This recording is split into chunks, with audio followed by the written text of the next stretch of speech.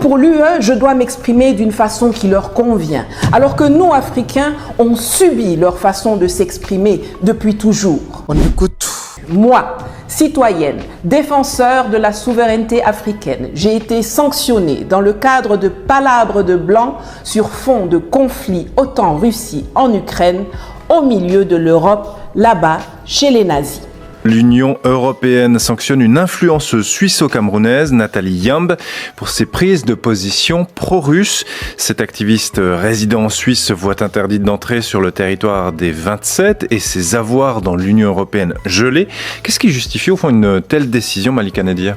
Alors le Conseil de l'Union européenne reproche à Nathalie Yamb de soutenir ouvertement la Russie depuis 2019 en prenant notamment pour cible la France et l'Occident dans le but de les évincer du continent africain. Des positions pro-russes qui menacent la démocratie ou la sécurité de l'Union européenne en recourant à la manipulation de l'information. C'est ce qu'on peut lire dans le journal officiel de l'Union européenne.